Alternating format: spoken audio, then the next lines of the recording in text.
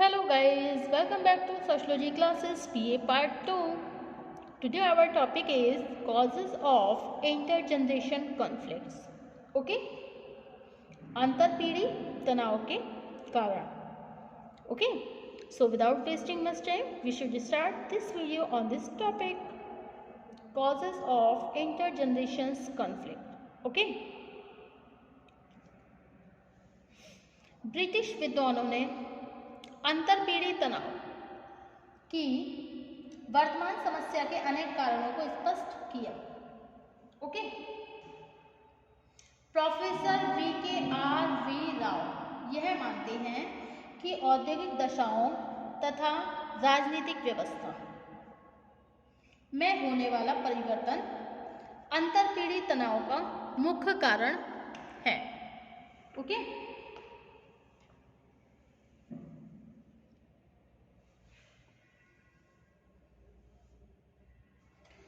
Doctor Damle का विचार है कि नई पीढ़ी समाज में अपना एक स्वतंत्र अस्तित्व चाहती है, लेकिन परंपरागत सामाजिक मूल्य इसमें बाधक हैं. यही दशा नई और पुरानी पीढ़ी के बीच संघर्ष पैदा करती है.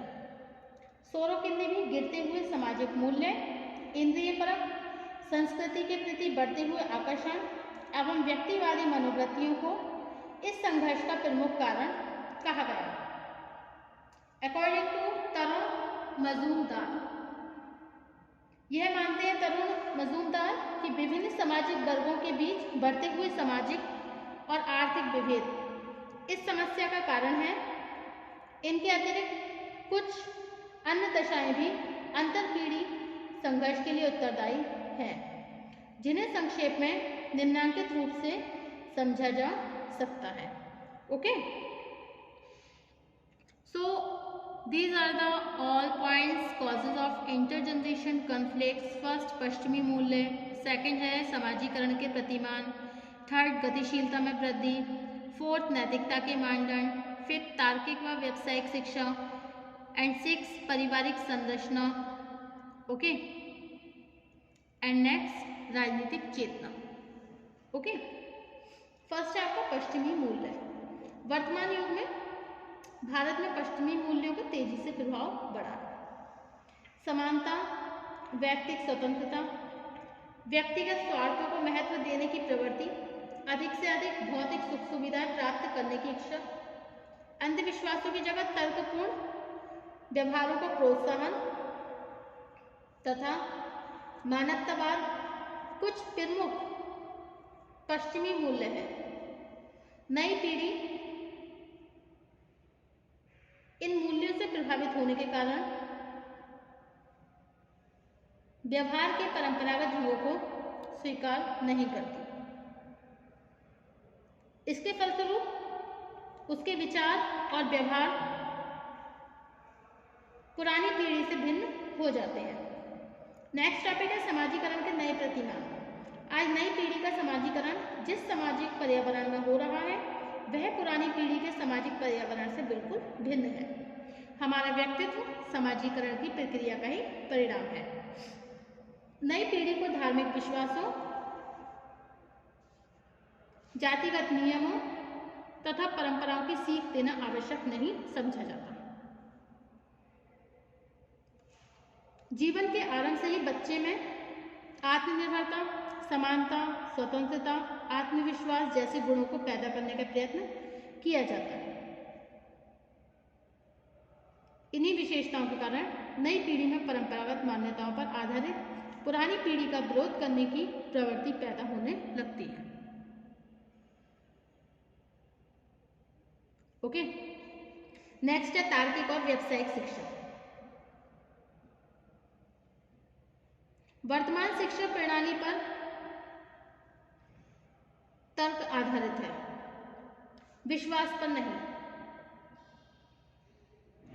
इस शिक्षा में व्यावसायिक शिक्षा का विशेष महत्व है, जो व्यक्ति को आजीविका के नए नए अवसर देकर उसे अपने पैरों पर स्वयं खड़ा होने की क्षमता प्रदान करती है. इससे व्यक्ति की अपने परिवार और समूह पर निर्भरता कम होने लगती है. आर्थिक निर्धनता में होने वाली प्रत्येक कमी से नई और पुरानी पीढ़ी के बीच विरोध बढ़ने लगता है। नेक्स्ट है नैतिकता के नए मानदंड। नैतिकता का संबंध उचित और अनुचित भावना से है। कुछ समय पहले जिन व्यवहारों को उचित समझा जाता था, वर्तमान युग की नैतिकता के अनुसार नई पीढ़ी उसे उचित नहीं मानती। उदाहरण के लिए परंपराओं से बंधे हुए लोग स्त्रियों के साथ भेदभाव करते हैं, स्त्रियों पर सार्वजनिक जीवन में प्रवेश करने पर नियंत्रण लगाते हैं, अपनी जाति में विवाह करना, परिवार के किशोर और युवा सदस्यों को बुजुर्ग के नियंत्रण में रखना, आनुवंशिक व्यवसाय के द्वारा आजीविका उपार्जित करना तथा जाति के नियमों के अनुसार आचरण करना आदि व्यवहारों को नैतिकता के दृष्टिकोण से जरूरी मानते रहे हैं। इसके विपरीत नई पीढ़ी के लिए उन मूल्यों का अधिक महत्व है जिनकी सहायता से भौतिक सफलताएं प्राप्त की जा सकती है। ओके, नेक्स्ट है गतिशीलता में वृद्धि। अकॉर्डिंग टू लर्नर ने कहा है कि एक गतिशील समाज वह है जिसमें तर्क और विवेक को प्रोत्साहन मिलता है। किसको मिलता है प्रोत्साहन? तर्क और विवेक, तथा लोगों के व्यवहार उनकी व्यक्तिगत रुचियों से प्रभावित होने लगते हैं। व्यक्तियों का यह विश्वास बन जाता है कि उनका भविष्य पूर्व निर्धारित नहीं है, बल्कि यह उनके परिश्रम और कुशलता पर निर्भर है। ओके, नेक्स्ट टॉपिक है परिवार की संरचना में परिवर्तन।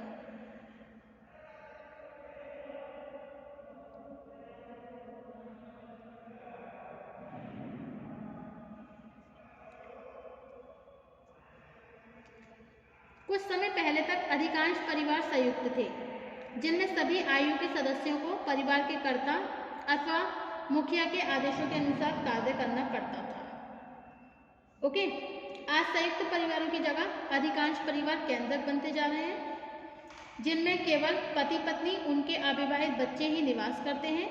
इन परिवारों में या तो बूढ़े सदस्यों का अभाव होता है अथवा उनका किसी तरह का नियंत्रण नहीं होता। परिवार में पुरानी पीढ़ी के सदस्यों का स्थान गौण अथवा अधीनता का होने से भी मानसिक स्तर पर अंतर पीढ़ी संघर्ष को प्रोत्साहन मिलने लगता है। ओके,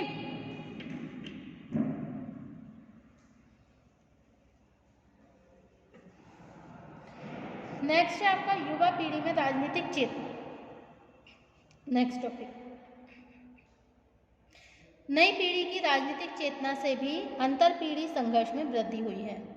यह एक स्वस्थ लक्षण है। यह एक स्वस्थ लक्षण है, लेकिन जब स्वयं राजनीति का रूप स्वस्थ नहीं होता तो राजनीतिक चेतना से नई पीढ़ी में विचलित व्यवहारों को प्रोत्साहन मिलने लगता है। आज हमारे देश में लगभग सभी राजनीतिक दलों ने अपने स्वार्थों को पूरा करने के लिए युवा मंच अथवा युवा संगठन स्थापित किए हैं।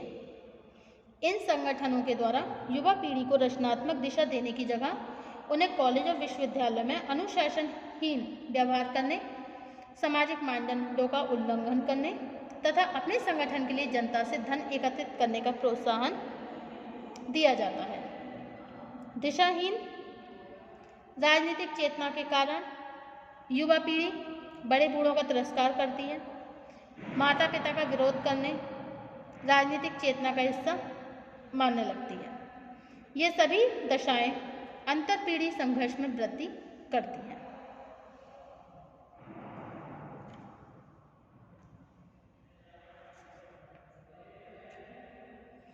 उपर्युक्त कारणों के अतिरिक्त अंतर पीढ़ी संघर्ष के लिए कुछ अन्य दशाएं भी उत्तरदायी हैं। इनमें स्वयं परंपरागत सामाजिक संरचना के दोष, जाति और धर्म पर आधारित राजनीति तथा व्यक्तिवादी मनोवृत्तियों की कुछ प्रमुख दशाएं हैं। इस संदर्भ में यह भी जरूरी है कि अंतर पीढ़ी संघर्ष के परिणामों पर भी विचार किया जाए। इन्हीं परिणामों से स्पष्ट होता है कि अंतर पीढ़ी संघर्ष किस प्रकार एक समस्या है। ओके,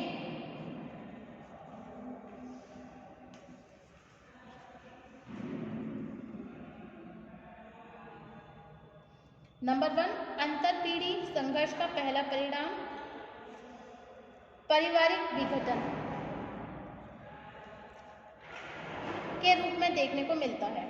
जब नई और पुरानी पीढ़ी के बीच तनाव पैदा होता है तो परिवार के सदस्यों में पारस्परिक संबंध टूटने लगते हैं। माता पिता तथा बच्चों के बीच यह भावनात्मक लगाव नहीं रह जाता और परिवार के संगठन के लिए, जो कि बहुत ज़्यादा जरूरी है।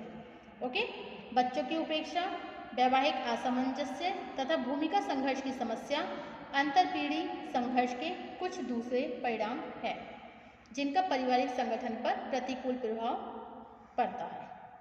ओके, नेक्स्ट है वैयक्तिक विघटन में वृद्धि होना। अंतरपीढ़ी तनाव इसलिए भी एक समस्या है क्योंकि इससे वैयक्तिक विघटन में वृद्धि हो रही है। आज युवा पीढ़ी नशीली दवाओं का सेवन कर रहे हैं, जिसकी वजह से वैयक्तिक विघटन की समस्या को स्पष्ट करने वाली दशाएं भी उत्पन्न हो रही हैं। नेक्स्ट है वृद्धावस्था की समस्या। वर्तमान युग में अंतरपीढ़ी संघर्ष का कटु परिणाम है नई पीढ़ी और पुरानी पीढ़ी के बीच मतभेद और तनाव की दशा पैदा होना। ओके, और नेक्स्ट टॉपिक है मानसिक रोगों की वृद्धि। अंतरपीढ़ी संघर्ष का एक अन्य दुष्परिणाम है अंतरपीढ़ी तनाव से। जब एक परिवार के सदस्य एक दूसरे को संदेह की निगाह से देखते हैं, अपने सुख के लिए दूसरों की भावनाओं का ध्यान नहीं रखते हैं, अपमानजनक शब्दों का प्रयोग करते हैं, तो युवा और वृद्ध सभी लोगों का मानसिक संतुलन बिगड़ने लगता है। ओके, अब नेक्स्ट है युवा अति सक्रियता में वृद्धि। वर्तमान युग में युवा अति सक्रियता में वृद्धि भी अंतरपीढ़ी संघर्ष से संबंधित है। इसकी विस्तृत विवेचना हम पहले भी कर चुके हैं। एंड द लास्ट, समाज के स्वस्थ विकास के लिए आवश्यक है। निष्कर्ष में हम ये कह सकते हैं कि समाज के स्वस्थ विकास के लिए आवश्यक है कि अंतरपीढ़ी संघर्ष की समस्या का समाधान किया जाए। ओके, इसके लिए जरूरी है हम अपनी सामाजिक व्यवस्था को सामंतवादी और असमानताकारी मनोवृत्तियों से मुक्त करके एक ऐसी व्यवस्था विकसित करें जो सामाजिक न्याय, समानता, व्यक्तिगत स्वतंत्रता के सिद्धांत पर आधारित हो। आज शिक्षा का प्रसार होने से जैसे जैसे पुरानी पीढ़ी के लोग नई पीढ़ी की भावनाओं और जरूरतों को समझने लगे हैं, अंतरपीढ़ी संघर्ष की उग्रता कम होती जा रही है। Okay, thank you for watching my YouTube channel. Thank you so much guys. And next topic होगा हमारा वृद्धजनों की समस्या, problem of allergy. Okay, thank you.